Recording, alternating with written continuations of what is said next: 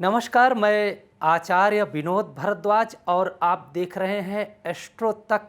और एस्ट्रो तक में हम आपके जीवन की तमाम मुश्किलों को आसान कैसे किया जाए, हमारे धर्म क्या कहते हैं, इस विषय की जानकारी लेकर के आता हूँ।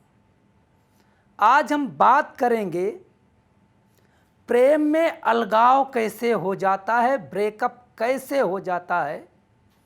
आखिर वह प्रेम जो एक दूसरे को देखते थकता नहीं था, जो एक दूसरे के बिना नीरस रहता था, एक दूसरे को देख करके प्रसन्नचित्त हो जाता था, वह प्रेम जो सर्वस्व लुटाने के लिए तैयार था, वह प्रेम जो जन्म जन्मांतर के लिए किया गया था, उस प्रेम में ऐसी कौन सी खटास आ गई, ऐसी कौन सी दिक्कतें आ गई, ऐसे कौन से स्टार आ गए जो आपके प्रेम को में इतनी दूरियां पैदा कर दिए कि एक दूसरे को देखना पसंद ही नहीं कर रहे हैं।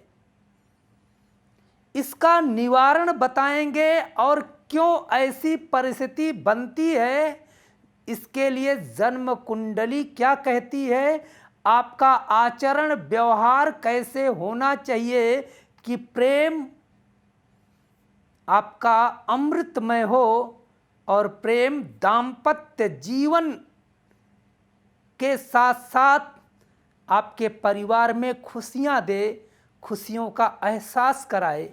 ये पूरी जानकारी मैं आपके साथ शेयर करूंगा, क्योंकि एस्ट्रो तक का परम कर्तव्य है धर्म के द्वारा आपके जीवन में आने वाली तमाम बाधाओं को कैसे अदृश्य शक्तियों के द्वारा दूर कराया जाए। ये हमारी पहली प्राथमिकता है। यदि आप एस्ट्रो तक देख रहे हैं और अभी तक इस चैनल को सब्सक्राइब नहीं किए हैं तो ज़रूर कर लीजिएगा, क्योंकि अनेक एस्ट्रोलॉजर पूरे भारत के विद्वत मंडल यहीं पे आके बैठ करके आपको अनेक जानकारियां उपलब्ध कराते हैं। अब आते हैं प्रेम पे, क्योंकि प्रेम प्रभु का आशीर्वाद है। प्रेम अगर मनुष्य के अंदर ना होता तो शायद मनुष्य पाषाण बन गया होता। एहसास करने की क्षमता निश्चित रूप से प्रेम जागृत करता है। आते हैं जन्म कुंडली में, क्योंकि जन्म कुंडली का द्वादश भाव में पंचम भाव प्रेम और संतान का माना गया है। पंचम से पंचम कैसे व्यक्ति को आकर्षित कर लेता है, हजारों के बीच में आपका प्रेमी है, वो आपकी ओर आकर्षित होने लगता है तो सप्तम दोनों को मिला देता है। सप्तम का मतलब सप्तम भाव। द्वादश भाव बेडरूम होता है, इसलिए प्रेम के तीन भाव हैं, पंचम प्रेम, सप्तम एक साथ होना, द्वादश भाव बेडरूम।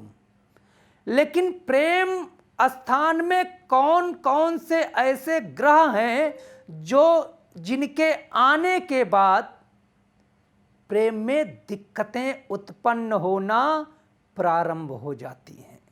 सबसे पहला कारण होता है राहु का पंचम भाव में आना।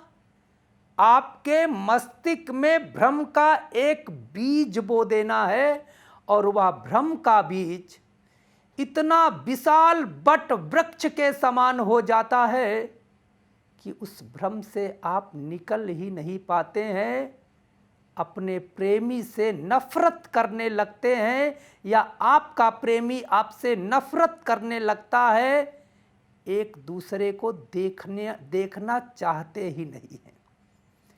इन्हीं क्रम में यदि जन्म कुंडली के द्वितीय भाव में ये परिस्थितियां मेल और फीमेल दोनों में हो सकती हैं, एक में भी होती है तब भी प्रेम खंडित हो जाता है। लेकिन इसका उपाय भी लेके आया हूं, पूरा वीडियो देखने का प्रयास करिएगा। द्वितीय भाव जन्म कुंडली में वाणी का है।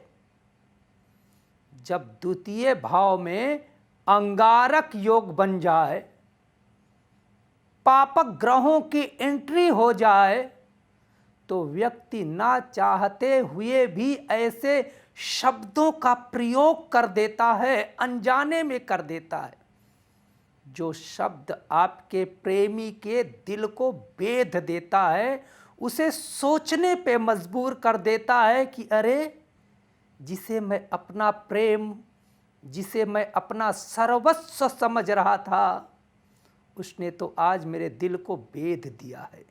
ये आपकी गलती नहीं हो सकती भैया, ग्रहों की चाल है ये। ग्रहों की चाल को समझ करके ग्रहों को शांत करने का प्रयास करें। ग्रहों के चाल में, ग्रहों के झंझावात में आप लपिट करके पागल ना हो, क्योंकि ग्रह का अगर आप शांति नहीं करते हैं तो ये स्थितियां और ज़्यादा बढ़ती चली जाती हैं। इसलिए, और साथ ही साथ आपके लग्न का भी प्रभाव आपके प्रेम पे पड़ता है। लग्नेश चाहे मेल हो चाहे फीमेल हो, यदि अग्निकारक ग्रहों से ग्रसित हो जाता है तो दोनों में अंतर्द्वंद होने लगते हैं। जो आपके विचार एक होते थे, जो आप कहते थे वो आपका प्रेमी मानता था, प्रेमी कहता था आप मानते थे, आज अंगारक योग, आज वह लग्न में पापक ग्रहों का योग एक दूसरे के विचार से बिल्कुल विपरीत हो जाते हैं। और ऐसा होने पे एक दूसरे की बात, एक दूसरे की आवाज़, एक दूसरे का चेहरा देखना पसंद नहीं करते हैं। तो आप सोच रहे होंगे महाराज, ऐसा अगर हो जाए तो क्या किया जाए, क्योंकि प्रेमी तो निश्चित रूप से सर्वस्व न्यौछावर करने पे, निश्चित रूप से सर्वस्व न्यौछावर किया जाता है प्रेमी के ऊपर। यह ग्रह गोचर कैसे आ जाते हैं? देखिए, कभी कभी प्रेम में नजर भी लग जाती है। बहुत प्रेम है तो किसी की नजर लग गई, तब भी प्रेम टूट जाता है, प्रेम में बिलगाव हो जाता है। अब बात करते हैं, भगवान करें ऐसी स्थिति ना आए, लेकिन यदि आपके पवित्र प्रेम में ऐसी स्थिति आ गई है तो आपको धैर्य रखने की ज़रूरत है। छटपटाने की नहीं है, हाथ पैर मारने की नहीं है, अपनी बातों को सिद्ध करने की नहीं है, उस समय मौन धारण करने की है। अपनी साफ सफाई, अपनी बातों को की साफ सफाई मत दो, बैठ जाओ। बैठ करके किसी अच्छे एस्ट्रोलॉजर, किसी धार्मिक वेत्ता से बात करो। कहीं आपकी जन्म कुंडली में ऐसे योग तो नहीं है? अगर योग हैं तो उनका निवारण करें। अन्यथा कोई अगर विद्वान नहीं मिल रहा है तो मैं आपको सटीक उपाय देता हूं, इस उपाय को जरूर अपनाइएगा।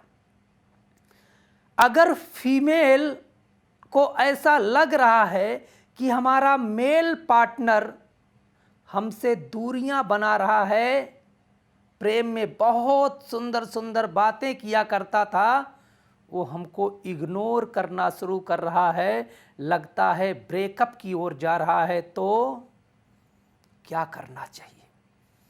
सबसे पहले आपको शांत होना चाहिए, बहुत साफ सफाई नहीं देनी चाहिए, बहुत जोर नहीं लगाना चाहिए।